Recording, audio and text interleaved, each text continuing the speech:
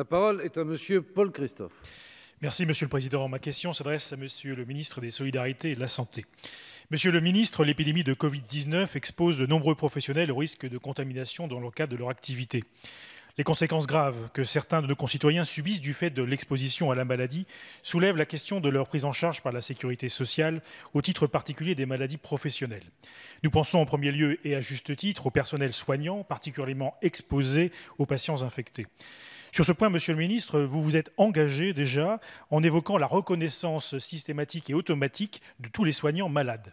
Cette protection financière et juridique représente une valorisation par l'État du dévouement des soignants et de leur abnégation sans faille, par une prise en charge à 100% des frais médicaux et une indemnité en cas d'incapacité temporaire ou permanente.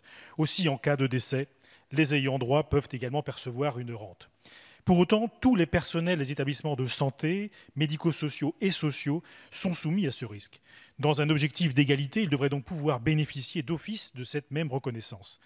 De même, d'autres salariés du privé et agents publics travaillant en contact avec des patients, des usagers ou des clients ont été au risque fortement d'être exposés à de potentielles contaminations. Ainsi, dans une optique de juste rétribution, cette reconnaissance devrait concerner l'ensemble de ceux qui travaillent quotidiennement au fonctionnement indispensable du pays, notamment dans les secteurs de l'alimentation, des transports et de la sécurité. Aussi, un dispositif d'indemnisation dédié, comme celui du FIVA, instauré à destination des victimes de l'amiante, pourrait être une voie d'exemple face à cette situation. J'ai une pensée particulière pour les dockers et agents portuaires qui assurent avec professionnalisme la continuité des services dans les ports, en particulier dans ma circonscription.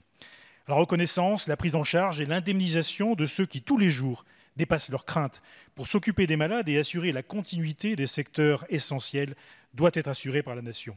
Pour que le courage de ces professionnels ne soit pas vécu comme un sacrifice, mais bien comme un effort collectif et national, nous nous devons de les protéger comme ils nous protègent, en les intégrant dans un dispositif d'indemnisation à la hauteur de l'engagement.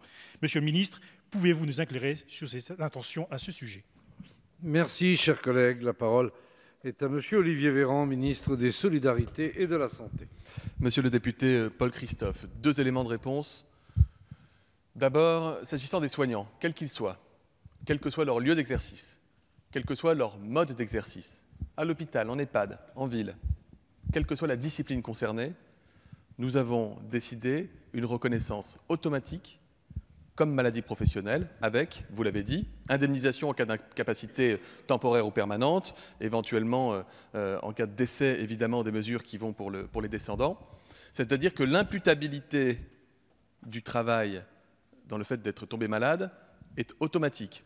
C'est unique. Et en plus, nous l'étendons aux libéraux qui, normalement, ne disposent pas de ce type de mécanisme. Donc c'est un travail qui a été amorcé en lien avec l'assurance maladie et les services du ministère, de manière à répondre à cette commande politique très claire et qui sera honorée. Un soignant n'aura pas à démontrer qu'il a été contaminé sur son lieu de travail, on considérera qu'il l'a été. S'agissant des autres professions, c'était la deuxième partie de votre question, il existe des procédures classiques qui permettent d'aspirer à une reconnaissance comme maladie professionnelle avec un comité médical qui est saisi. Et là, entre en jeu une seule notion, c'est la notion d'imputabilité.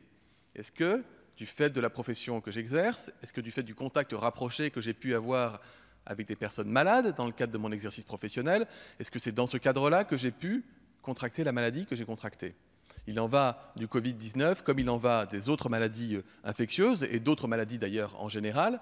Si l'imputabilité peut être apportée, alors il y a une reconnaissance qui se met en place dans les mêmes conditions ensuite que pour les soignants. Encore une fois, la seule chose qui va être différente, c'est l'imputabilité automatique, aucune procédure dès lors qu'on a été soignant, encore une fois en EHPAD, à l'hôpital, en ville. Pour les autres, possibilité de saisir les comités ad hoc, un comité médical, étude de l'imputabilité. Merci, Monsieur le ministre.